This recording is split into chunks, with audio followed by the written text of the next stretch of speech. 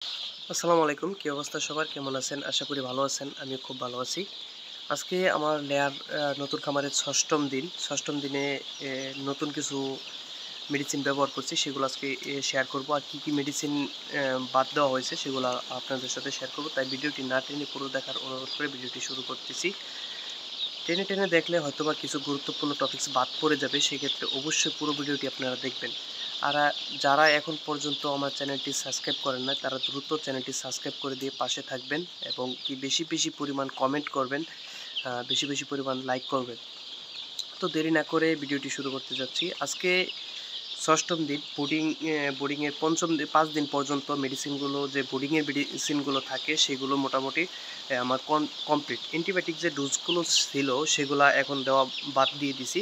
আজকের থেকে আমি নতুন ওষুধ ব্যবহার করতেছি। ৫ম দিনে যে ৫ দিনের ডোজটা ছিল সেটা কমপ্লিট করা হয়ে গেছে। এখন আমি ওই ওষুধগুলো আর ব্যবহার করব না। নতুন করে যে ওষুধগুলো ব্যবহার করতেছি সেটা হচ্ছে আজকে নতুন করে যেগুলো অ্যাড করা হয়েছে সেগুলো হচ্ছে কি আপনার আয়রন দেওয়া হইতেছে। আয়রন দিচ্ছি হয়তো ১ লিটার পানিতে ১ মিলি এবং কি সাথে দিতেছি থায়োবিন। থায়োবিনটা হচ্ছে ১ লিটার পানিতে ১ গ্রাম দেওয়া হইতেছে। এটা নতুন করে অ্যাড করা হয়েছে। সাথে দেওয়া হয়েছে অ্যা এ রেনা এডি 3 এডিটা দেওয়া হইতেছে। সাথে লাইসোবিটটা থাকতেছে। লাইসোবিটটা আরও ২-৩ দিন চলবে এবং কি লাইসোবিট 2+ লিভার টনিক, কিডনি টনিক এগুলোর সাথে দেওয়া হইতেছে। এগুলো পূর্বের ভিডিওতে নিয়ম আপনাদেরকে বলে দেওয়া হয়েছে। তো আজকে পর্যন্ত নতুন করে এই ২টা ওষুধই ব্যবহার করা হইতেছে। সেটা হচ্ছে আয়রন এবং কি থায়োবিন। আজকে পর্যন্ত আমার বাচ্চার কি অবস্থা সেটা আপনাদের সাথে শেয়ার করব। যদি আপনাদেরকে একটু দেখাই। আসলে লাইটের কারণে তেমন একটা ভালো করে দেখা যাচ্ছে না। তারপরে একটু দেখানোর চেষ্টা করি। আজকে পর্যন্ত বাচ্চার অবস্থা খুবই ভালো। এখন আমি ফ্লোরে খাবার দিতেছি না। আজকে থেকে আমি পাত্রে খাবার ব্যবহার করতেছি। দেখতেছেন বাচ্চাগুলো খুবই সুন্দর দৌড়াচ্ছে, খেলাচ্ছে।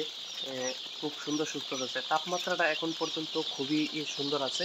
তাপমাত্রাটা যতটুকু তাপ প্রয়োজন এখন খামারের ভিতরে ততটুকু তাপ এখন আছে। তাপটা কি আপনাদেরকে বলা হয়েছিল যে তাপমাত্রাটা আসলে কীভাবে বুঝবেন? সেটা হচ্ছে যদি বোর্ডারের নিচে বাচ্চাগুলো জড়ো হয়ে যায় সেক্ষেত্রে বুঝবেন ওদের তাপ কম হচ্ছে, তাপমাত্রাটা একটু বাড়ানো প্রয়োজন। সেক্ষেত্রে তাপমাত্রাটা একটু বাড়িয়ে দিবেন। যেমন করে বোর্ডারটা যদি একটু উঁচু থাকে সেক্ষেত্রে একটু নিচে নামিয়ে দিবেন। তাপমাত্রাটা যদি দেখতেছেন যে বোর্ডারের নিচ থেকে বাচ্চাগুলো সরে যাচ্ছে বা এক জায়গায় জড়ো হয়ে বসে থাকতেছে, দৌড়াচ্ছে কম, সেক্ষেত্রে বুঝবেন অবশ্যই তাপমাত্রা ওদের আরও প্রয়োজন। সেক্ষেত্রে অবশ্যই বোর্ডারটা সরি একটু ভুল হয়েছে। যদি দেখেন সাইডে চলে গেছে, সাইডে চলে যেয়ে বা বোর্ডার নিচে বাচ্চাগুলো আসতেছে না, সেক্ষেত্রে অবশ্যই বোর্ডারটা একটু উঁচু করে দিবেন, তাপমাত্রাটা একটু কমিয়ে দিবেন। যে ওরা পর্যাপ্ত পরিমাণ হিটের থেকে বেশি পরিমাণ হিট পাইতেছে, যার কারণে ওরা বোর্ডার থেকে সরে যাচ্ছে। তো সেক্ষেত্রে অবশ্যই বোর্ডারগুলো একটু উঁচু করে দিবেন। তাহলে তাপমাত্রাটা নিয়ন্ত্রণে চলে আসবে। আর যদি বাচ্চাগুলো স্বাভাবিকভাবে দৌড়াদৌড়ি করতে থাকে, খেলাধুলা করতে থাকে, ওরা খাবার পানি ঠিক মতন খাচ্ছে, তাহলে বুঝবেন তাপমাত্রা সকল কিছু ঠিক আছে। বাচ্চাগুলো যদি সুন্দরভাবে খেলাধুলা করে, খাবার খায়, পানি খায়, সেক্ষেত্রে আমরা নিশ্চিত থাকি যে বাচ্চাগুলো এখন পর্যন্ত সুন্দর অবস্থানে আছে। আজকে আলহামদুলিল্লাহ ৬ম দিন।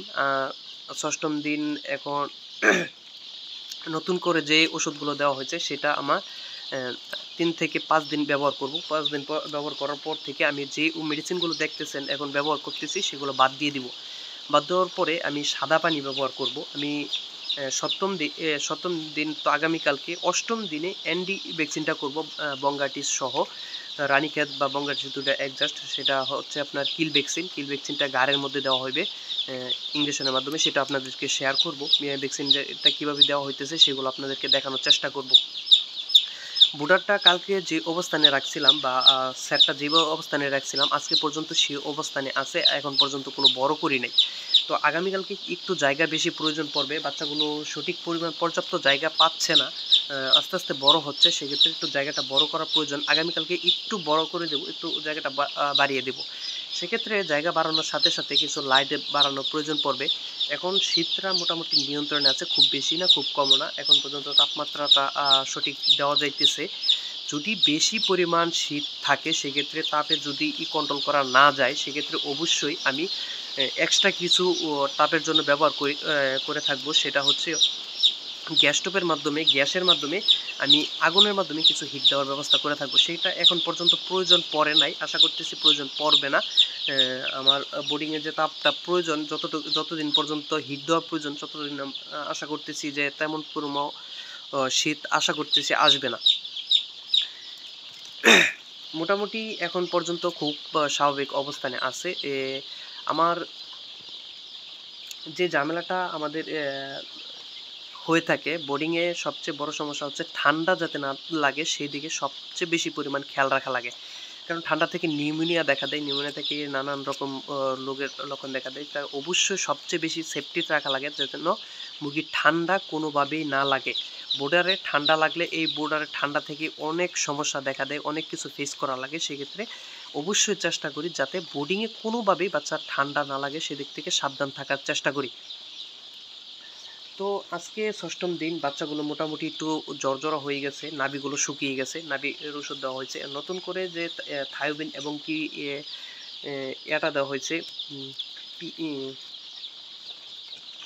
আয়রনটা দেওয়া হয়েছে, সরি আয়রনটা দেওয়া হয়েছে, থায়োবিন আর আয়রনটাই নতুন করে অ্যাড করা হয়েছে। এটা দেওয়া হচ্ছে মুরগির পাগুলো মোটা করার জন্য, মুরগিগুলো পাখা বা লোম লোম জ্বালানোর জন্য এই ওষুধগুলো, মেডিসিনগুলো ব্যবহার করতেছি।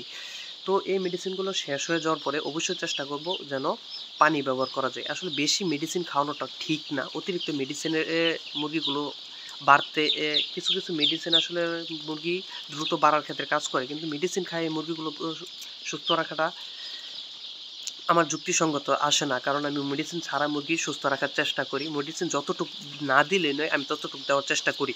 তো বোর্ডিংয়ের যে ওষুধগুলো সেগুলো দেওয়া লাগবে মাস্ট, এগুলোতে আসলে গাফিলতি করা চলবে না, বোর্ডিংয়ের ওষুধগুলো দিতেই হয়।